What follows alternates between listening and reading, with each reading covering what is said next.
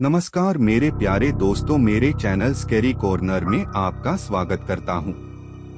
आज जो कहानी मैं आपके साथ शेयर करने जा रहा हूं, ये मेरी बड़ी बहन के ऑफिस में उनके साथ काम करने वाली एक लड़की के साथ घटी थी। उनका नाम नेहा है और वो वक्त उनके लिए बहुत बुरा था, लेकिन उन्होंने बड़ी हिम्मत से उस बुरी आत्मा का सामना किया। बुरे वक्त में हमेशा हमें खुद पर विश्वास और भगवान पर आस्था रखनी है। तो चलिए ये कहानी सुनते हैं। मुंबई एक ऐसा शहर जो रात को भी कभी नहीं सोता।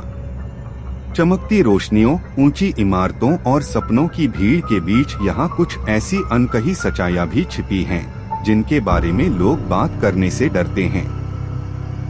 हर रात जब शहर की आवाजें धीरे धीरे बुझने लगती हैं, तब शुरू होती है अंधेरे की दुनिया, जहां इंसान अकेला नहीं होता, उसके साथ चलते हैं वे जिन्हें हम देख नहीं सकते पर महसूस जरूर कर सकते हैं।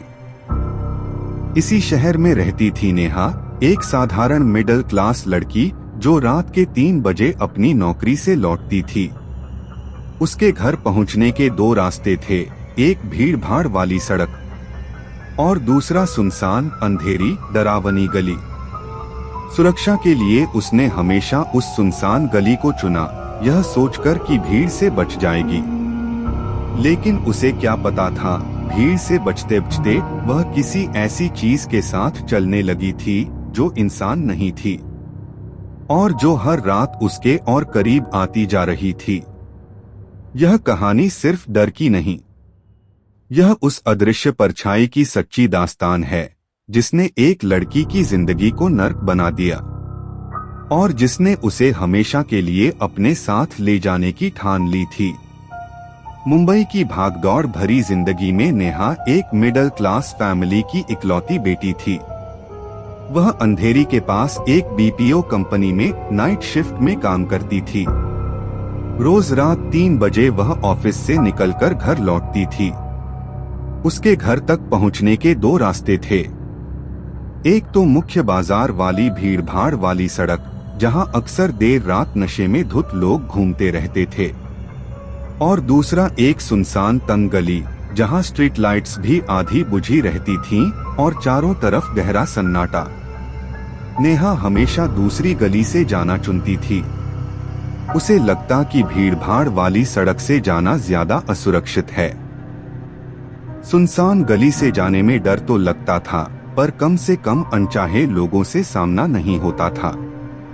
अजीब एहसास की शुरुआत। लगभग 1 महीने से रोज जब भी वह उस गली से गुजरती, उसे अजीब सा एहसास होने लगा, जैसे कोई उसके पीछे पीछे चल रहा है। शुरू में उसने इसे नजरअंदाज किया, शायद कोई कुत्ता होगा या बिल्ली। वह खुद को समझाती और कदम तेज कर लेती, लेकिन यह एहसास हर रोज होने लगा। कदमों की आहट, किसी के गहरी सांस लेने की आवाज, और कभी कभी जैसे कोई उसके बहुत ज्यादा पास चल रहा हो। एक रात अचानक उसे महसूस हुआ कि किसी ने पीछे से उसके सिर पर उंगलियों से हल्का सा स्पर्श किया हो। नेहा एक पल को जम गई। उसने तेजी से पीछे मुड़कर देखा, चारों तरफ सिर्फ अंधेरा था। न इंसान, न जानवर, कुछ भी नहीं। उसने खुद को समझाया, शायद हवा होगी, मैं ज्यादा सोच रही हूँ। कुछ ही दिनों में उसकी जिंदगी जैसे उलट पुलट होने लगी। ऑफिस में जाते हुए वह अक्सर सीढ़ियों से गिर जाती।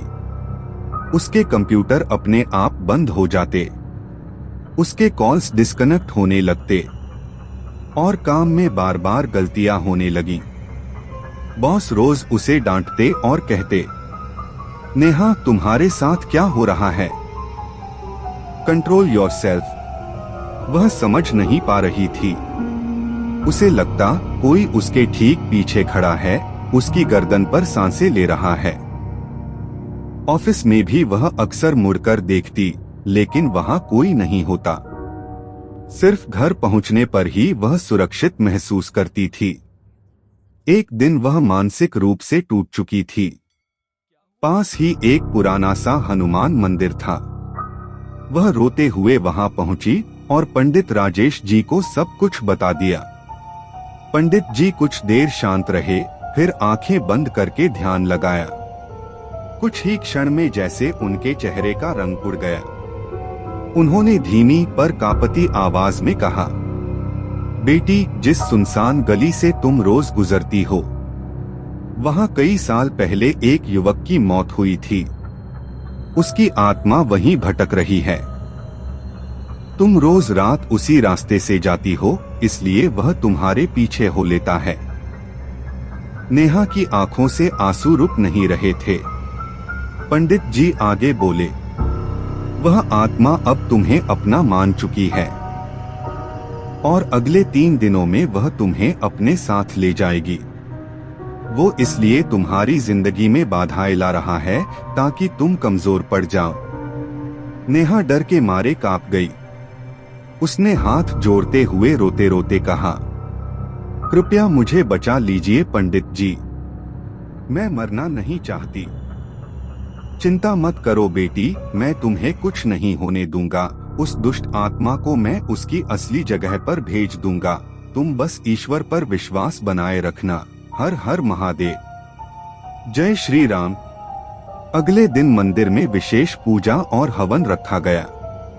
पूरी रात मंत्रोच्चार होता रहा। नेहा को पंडित जी ने यज्ञ के पास बैठाया। अचानक हवा तेज चलने लगी। मंदिर की घंटियां जोर से बज उठीं और दीपक एक एक करके बुझने लगे। एक बर्फ जैसे ठंडी हवा की लहर नेहा को छूकर निकली। उसके शरीर में कंपकंपी दौड़ गई। उसकी आवाज भारी हो गई और उसने अचानक किसी अजनबी की आवाज में कहा, वो मेरी है, उसे कोई नहीं ले जा सकता। सभी लोग स्तब्ध रह गए। पंडित जी ने जोर से मंत्र पढ़ना शुरू किया। हनुमते नमः, भैरवाय नमः। कुछ ही देर में वह परछाई मंदिर के बीचों बीच काली आकृति में बदल गई, लंबी, बिना चेहरे वाली। पूरे मंदिर में चीखों की गूंज फैल गई। पंडित जी ने गंगाजल छिड़का और तेज आवाज में बोले, अभी इस स्थान को छोड़ दे। यह शरीर इंसान का है, तेरे वश का नहीं। क्षण भर में भयंकर चीख गूंज उठी और वह काली आकृति धुएं में बदलती हुई गायब हो गई। नेहा बेहोश हो गई। जब वह होश में आई, उसने खुद को मंदिर के बाहर पाया। पंडित जी मुस्कुराकर बोले, अब तुम पूरी तरह सुरक्षित हो। वह आत्मा मुक्त हो चुकी है। नेहा रो पड़ी, उनके पांव छूकर बोली, धन्यवाद पंडित जी, आपने मेरी जिंदगी बचा ली। कुछ दिनों के बाद नेहा के परिवार ने उस लड़के के बारे में पता लगाया जिसकी आत्मा ने नेहा को परेशान करके रखा था। उस लड़के के बारे में ज्यादा कुछ पता नहीं चल पाया, सिर्फ इतना पता चला था कि वो कोई जवान लड़का था जो कि उसी गली में लड़कों के बीच की मुठभेड़ में मारा गया था। जो कुछ भी नेहा के साथ हुआ था उसे वो एक बुरे सपने के तरह भूल जाना चाहती थी। नेहा ने कभी फिर उस सुनसान गली से जाना बंद कर दिया। उसकी जिंदगी फिर से सामान्य हो गई, न गिरना, न परेशानियां, न डर। पर आज भी जब वह उस गली के पास से गुजरती है तो उसे ठंडी हवा का झोंका महसूस होता है, जैसे कोई चुपचाप उसे देख रहा हो। कहते हैं, मुंबई की भीड़ के पीछे कई अनदेखी परछाइयां आज भी भटकती हैं। कभी कभी वे किसी अकेले इंसान को अपना साथी बना लेती हैं। नेहा आज भी उस घटना के याद आते ही सिहर उठती है। उस भयानक रात को याद करते ही उसका दिल तेजी से धड़कने लगता है, जब उसने अपनी आंखों से उस काली, डरावनी आकृति को मंदिर के बीचों बीच खड़ा देखा था, जो उसे अपने साथ खींच ले जाने की कोशिश कर रही थी। अगर उस रात पंडित जी ने समय पर पूजा और हवन न किया होता तो शायद आज नेहा इस दुनिया में नहीं होती। उस आत्मा की पकड़ इतनी गहरी हो चुकी थी कि वह नेहा के हर सुख, हर उम्मीद और हर सपने को निगल चुकी थी। लेकिन विश्वास और आस्था ने उसे मौत के दरवाजे से वापस लौटा दिया। पंडित जी की शक्ति और मंत्रोच्चार ने उस भटकी हुई आत्मा को मुक्त कर दिया और नेहा की जिंदगी फिर से सामान्य हो गई। आज नेहा अपनी नौकरी जारी रखती है, पर रात के अंधेरे से हमेशा के लिए दूरी बना चुकी है। वह कभी उस सुनसान गली के पास भी नहीं जाती।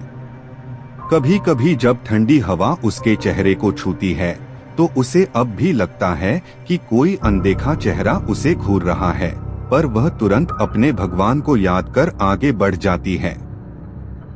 यह घटना उसे हमेशा याद दिलाती है, डर अंधेरे में नहीं होता, डर उस अदृश्य मौजूदगी में छिपा होता है जिसे हम समझ नहीं पाते, पर वो हमें बहुत अच्छी तरह समझ लेती है।